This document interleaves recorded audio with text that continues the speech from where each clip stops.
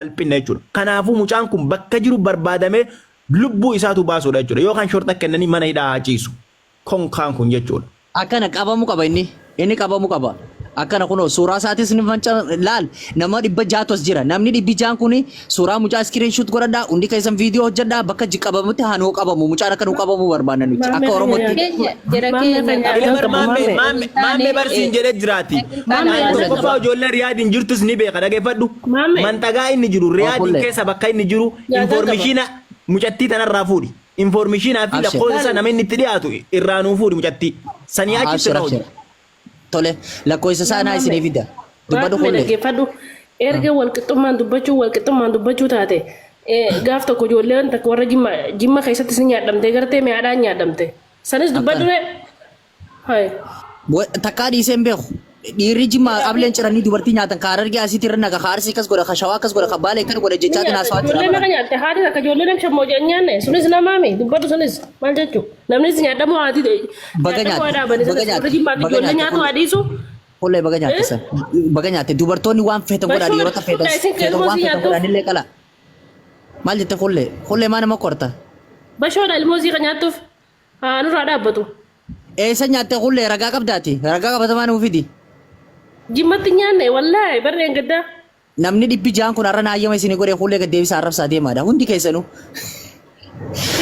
Hullee har'a haa ta'an adiis abbaa kaa jaartii ta'e nurraan dorgattu as jala jirti aboon hullee tana nurraa buusaa hullee deema amma sitti haa tolu. Dhagee qunxurroo isaa irraa murtee fiddeessi baga murtee gootitti jagna jaa ililililil jaa dhiichisaaf wallaahi ililchaaf hablaa godhaaf. Hablaa godhaaf amatatti hablaa godhaaf dubartii kasii wallaahi lazii misuma dhugaa shamarran keenya akki gootan dhiirotaas viidiyoo irraa waraaba wallaahi kaameeraa kee walaa kootu naas agarsiisaa miseenjaraan kasii wallaahi kaameeraa irraa laal dhukkee irraa kaas irraa waraabe viidiyoos akkani guyyaa amma dhageeffadhaa shamarran ajandaa isiniif kan naafootta akkam dhiirota salphiftan viidiyoo dhiirota jaanna bira jira dhiirota jammuxawwaa tokko hunda sheeticha tokko hunda nama jaanna bira jira Kanaadaa jirus ka Austraaliyaa jirus ka Ameerikaa hunda sadanaa isinii kan koottaa gabbaasaa dhiirota Oromoo zaqaa raasawa isinii galee arrabsa halkani guyyaa irra tatta'a dhiironni Oromoo gaafa Aleksi viidiyoon isaa gabba'u irraan dubbanne yoo dubartiin takka gabbaate halkani guyyaa arrabsan horiin sigale kanaaf dhiironni ifi isaaniiti baala walirra cabsanii wal sattaran wal bira dhaabbatan ammoo dubartii irra duulan dubartii harka hudduu dubartii jedhaniif akkana godhan amaara qabdan seetanii aboo ilmoo mililik qabdanii intala barna dhiiga madaa dhalche intaltii isin akkana gootan tun kanaaf isin arrabsaa baran bar kullee kanaaf arrabsa dhiironni kun xuriidha jeessu lishaa baga nagaan dhufte. Baga nagaan eeddanii mamme keessa garaan dubbata caarralli namaa kan hunda qabu beektaa yookaan hedduun haara waa'ee dubartii kanarratti dubbadhu solishaa. Rakkoon qabu si qofaa miti namni hundatu haara beekte intalli kun obboleettii keenna haadha keenna ani wanti guddaan beektaa wanti naa galuu dideenni guddaan keessa tokko amma ijoollee shamarran asirratti dhufanii akkasuma akkuma dhiirota kan dhufanii amma asirratti amma mucaan akkana godhee akkas godhe jedhanii amma asirratti amma afaan dibachuu qulqulluu godhanii haasa'an kuni yoo tana obboleetti majiraatitu obboleetti mucattii kanaattu mucaa isa wajjin jiraatan jechaadha. Osoo dhiirri tokko maamme mucattii takka akkana godhee akkana tume kanatti guyyaa inni tume san irraa shamarran hundi irraa gara galte dhiirri biraa dhiirri sun lammaffaa deebi'ee intala durbaa takka hin tuqu jechaadha. Wallaahi xilaanni dhiira caala shamarran tole xilaata jechaadha. Yoo tana shamarri biraa mucaa kana bira jirti jechaadha yoo tana. Amantanii amanuu baattanii illee jechaadha. Osoo shamarri dhugamatti onnee qulqulluu akka dhiironni walii yaadu kana walii yaadanii ilmi dhiiraa tokko shamara takka akkana tume dhugama rabbi shamarri biraa safara mucaa sanii hin geettu mucaa sun gara dhaquun takka illee hin qabu jechaadha. Lammaffaalee namni biraallee itti deebi'ee shamara biraa akkasiin godhu jechaadha. Sababuma shamarri biraa dhiira namaa jala deemtuudhaaf akkanatti mucattii kana miidhan malee waan biraatiif hin miidhalle amma alaa kulli ishee ati maamee wanti godhuu qabdu miidiyaa kanarratti sagalee ta'aaf jechuu osoo hin ta'in mucattiin dhugama yoo nama jabduu taate yoo dhugama nama haqa ofii barbaadu taate mucaa kana eessa akka jirus ni beetti sa'aatii kam akka inni bahu sa'aatii kam akka inni galuun beetti jechaadha naannoo warraas ni beetti jechaadha dhugama rabbi yoo haqa barbaade jechaadha ati mucattii haasofsiisi keessaan waa hunda xumursiisi yoo dammoo mucattiin nama shakshakka taate asiin si ajandaa si gootee keessa yoo tan isolii haasofti jechaadha. Dhiigalee shamarran hin amaneen ati maame wallaahi dhugumatti jechaadha shamarran akkanatti tumanii osoo hin ta'in yoo dhugama onnee hin qabne taate yoo dhugama nama isarraa deemuu hin barbaanne taate asiin sitti mattee achiin iccitiyyuu isaa baasuu dandeessi jechaadha. Ati bilaashatti miidiyaa qofa taata jechaadha. Garuu yoo haqa qabaatte yoo haqa barbaadde isiin keessaa waan barbaaddeen gooti wantuma namni sagalee ta'uuf tokko yoo hin jiruyyuu Solisha. Isin bicha mucaa kana akka barbaadeen gootan jechaadha. Solisha laale amichi yoo wajjin haasa'u jira. Galgala ganama wajjin haasa'aa jira miskiintitti halkanii guyyaa bo'aa jirti. Miciyyoon tun miskiina takka farrattiin bo'in ashaangullitti bochaa dhiisaa koppiliin kinaa godhaa jabaadha shamarran keenya. Solisha ani waan kana qulqulleeffadhees haasa'ees dubbadhees argees keessaan takka faa dubbiin ammaa manguddoo harka jirti. Manguddoo eenyu manguddoo si komaandoo harka jirti. Sigalee manguddoon lafarraan jira. Manguddoon obboleessa mucaa kanaa qabamee jira. Obboleessa mucaa kanaa muqiima suudii keessatti jechuudha yaaditti muqiima. Sigalee obboleessi qabameeti obboleessi mucaa bachiisee ture mucaan badee jira. Sigalee itti aansuudhaani obboleessi mucaa kabiraatu kamanaadhaa keessatti irraa du'ee hundaan beeka. San cufa quba qabna waan hunda dhageenya ragaa qabatamaa jechuudha. Mucaan Amiini maqaan isaa ijoollee isaati ijoollee baaleeti. Isiin ammoo ijoollee diidaati arsii. Miciyyoon tu maqaan isii eenyu gaa Sumayyaadhaam yaa amma miciyyoon akkasii jechuun maqaan isii Sumayyaadha. Amma miciyyoon tun eega isatti heerumtees waan hundaas taatee ilmoos hojii dhalte maallaqaa asirraa kafalte waan hunda gooteef mucaa kana. Amma gaa isi tana keessaan gaafadheen ture miciyoo tana viidiyoo kabiraallee karraa waraabee qaba mucaan kun sigalee solishaa miciyyoon tun seeftii siitiif of sodaattee jirti takka faana sirra niin fida ture miciyoo tana silaa sigalee ammoo inni gaafa kana godhu namni na gaafatu hin jiru miciyyoon tun yookaan akka waan isin dhiinisi dhiiga saree yookaan isin tun akka waan sareerraa dhalattee akka waan diqaalarraa dhalattee tokkotti yaadeeti namni waa takka na godhu hin jiru jee harka duduubatti hidhee miciyyoo tana kana godhee jechuudha.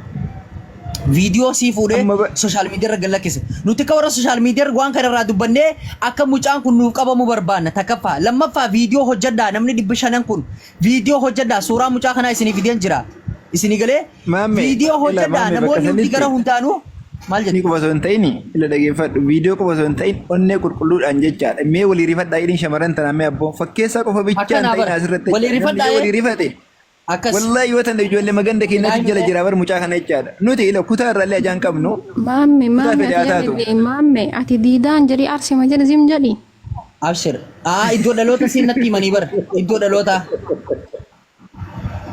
abboo bakka diidaa arsii maali hin jirru quraan kee kana gandi kubbaan taphata wallahi istaadiyeemaan seenan kaalsii inni kaayatee dhaabbatuun kan sigalee kanaaf dhiironni kana gandi kubbaan taphata wallahi naamani sigalee yoo nama istaadiyeemii kubbaa keessa nama waa'ee kubbaa yoo beektan wallahi dhuguma jiru sigalee kana hunda jaarsa kiyyattee xurii kanaa kana bacoolaa kana hunda jaarsa kiyyattee wajjin gateessee shamarree afaan keessa bar maamme ila maamme habibi koppilinki jabaadhaa koppilinki kuma shan ati mucatti kan ol baastee miti shamarran kana caala miidhamanii ol ba'uu sodaatanii himachuu sodaatanii ta'anii wata lakkoo biyya rabaa kana keessa jechaadha maammee bannaata jechuudha. Hedduu jira wallahi kuma rabbii jechaadha. Amma mucattiin kun akka jaraatiin ol baase malee osoo inni baasuu baate hin baatu iyyuu sirii macha akkasuma teetii mitteetumaan jechaadha. Akkasi. Bar ji'a dura irraa waraabee suulishaa viidiyoo kana ji'a dura irraa waraabee telefoona keessaa qabaa bar arra galla keessa.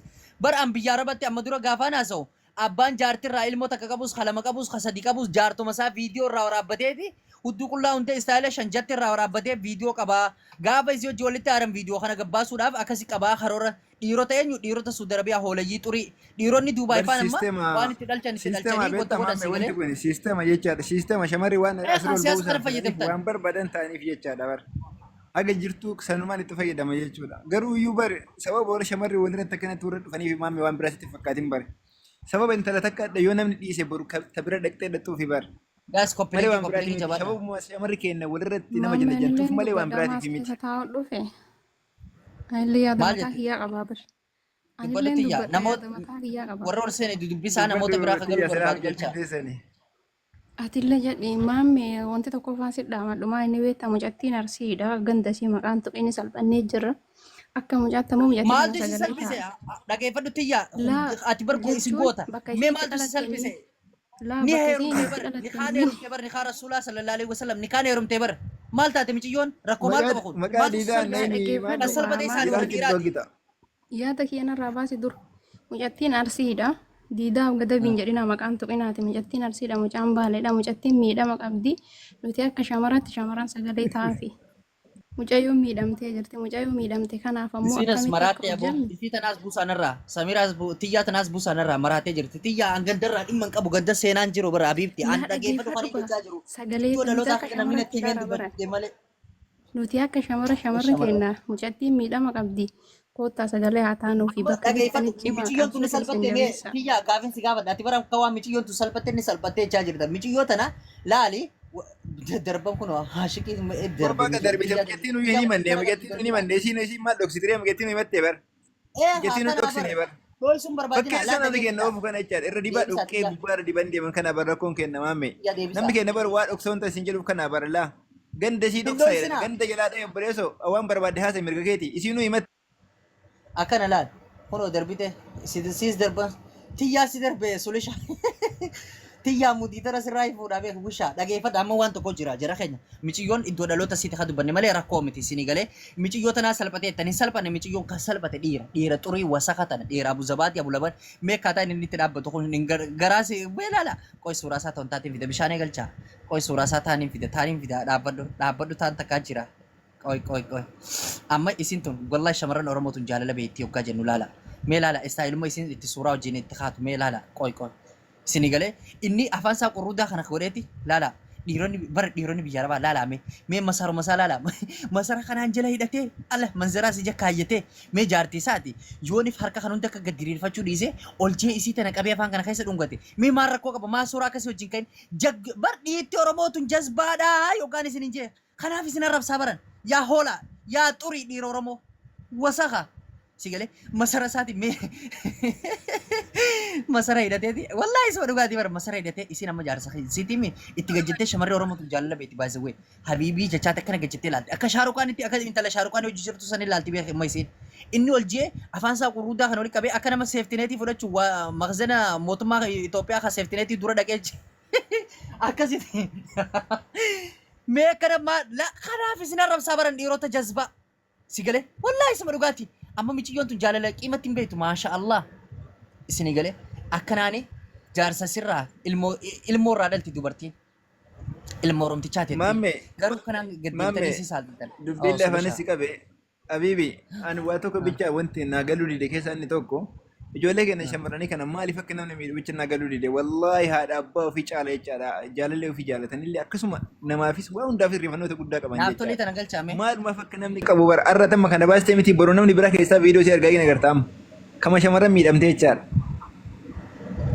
Barrakkanne aboo rakkanne bar dhageeffadhu dhiirti harargee asii dirra naqa kan jimmaa akkas qalee nyaata kan arsii ablee itti fixee duuta keessa dhiisee biraa baqata soomana keessa jeessa kaarsiisuun faasanu wallaahi isuma dhugaatii bar sigalee kan harargee barsiisaa hundi numa jeessa kan jimmaatis barsiisaa hundaatu jeessa barsiisaa qalee nyaata kan jimmaatis koo isin dhiironni oromoo isa xurii foon dhalaa nyaachuudhaatu isinitti halaal immoo maali amma gaagoota kan dubartii kana godhe harka hundi duubatti hidhe deemaa sidaa dhaabaaf mee deemaa sidaa dhaabaaf mee naa isin hin jee deemaadha. Sini gale bishaane namoonni hundi dubbadha namoonni ol sentan boo mee haasawa dhiifama gaa ni dhaaraa ni gubbadhaa beektaa waalaikum salaam aan gonni na gugubu jara keenya dhageeffadha narra laalina wanni na aarso an nama 463 na jala jira wallahi wabillahi karim haadha tiyyatanii akkaan jaaladhu nagaan na galchin haati tiyya miilaan lafa deemaa osoo kopheen kaayyenne shiita lama osoo takkaan godhatiin osoo takkaa fooxaa lama nuffatiin takka uffachaa shiita golommate kanaan deemaa nu barsiiste nama 5 nu barsiifte miila siitiin lafa deemaa biddeena takka ofiisiitti nyaatteen beektu biddeena gootee nuuf dhiisti sigalee takka armeenti biddeena nyaatteen beektu yoo nyaattellee biddeena xiqqaa gama boodaa tokko nyaatti sinigalee akkasin nu barsiisuu turte haati tiyya eenyu yuugat taateeti coraa nurra fixattee nu barsiisuu turte ilaa maastara ilaa yuunivarsiitii finfinnee baadiyyaa keessa teessee nu barsiisuu turte dubartii oromooti ilmi isiin barsiifte arra doktorri isiin barsiifte nama meeqa tajaajilaa jira harmeelee oromoo nama meeqa lubbuu baraaraa jira jechuutaan dhukkubsatte sigalee nama sadi doktora nu barsiifte doktora barsiifte an accountingi na barsiifte isa kaan intara amma kutaa 12 barsiifte jirte jechuudha harmeen tiyya ilaan gasii nu barsiifte jechuudha kanaaf dubartii jaaladha dubartii oromoo jechuun kana nama akkanatti jechuun nama barsiisteetti oromoof gumaachaa jirti dubartii oromoo kanaaf jaaladha isin galee kanaaf gonniin waa'ee dubartii oromoo dubbadhuuf akka nama maraatetti hin dubbadha gaafaan dubbadhu namoonni hedduun na arrabsuu dandeessan halkan guyyaa warra na arrabsuu jira na arrabsaa rakkoo miti arraba keessaniif bakka hin qabu jecha keessaniif bakka hin qabu guruppiin irra jaarratanii gumnee sirra si balleessinettanis rakkoon qabu jabaadhaa itti fufaa bishaan itti fufi kanaan isin hin jaa kanaaf dubartiin oromoo haa kabajamtu. Maamee keenya ani akka wallaalummaa keeyyatti wanti takka kaniin dubbachuu barbaadu ilmi dhiiraa kuni gaafa si seenu afaan isaa kana tolfatee bakka akka waan ganaa ilma namaa kana waggaa wajji jiraattu hammeenya tokko ganaa isarratti hin argine jireenya bareedaa wajji jiraadheettee gaafa inni arraada kana tolfatee sobaan qalbii si fuudhe nama kana waliin bultii ijaartaa jechuudha. Garuu immoo ilmi namaa hundi tokko miti gaafa duuba ilmi namaa gaafa sana afaan deema dibate kun gizee mana si galche yookaan budaa wayii yookaan bulguu namatti ta'e dhugaa rabbii wanni kana waan hedduu nama suukanneessaati. Waan hedduu ulfaataati. Haala kanaan dhugaa dubbachuudhaaf dhiira nagayaatillee nama sodaachisa. Wallaahi wabillaahi. Namoota nagayaati hojii akkamitti akka hojii jiraannu hedduu ulfaatee jira. Wallaahi dhugaa rabbii dubbachuuf shamarran keenya rabbi sinaa eegu. Naman taane seenurraa if eegaa rabbiin sinaa eegu. Wallaahi laazim dhugaa dubbachuudhaaf hundi yeroo dura si jaalatuuf afaan tolfatee afaan isaa daa'ima dibatee si seena garuu immoo erga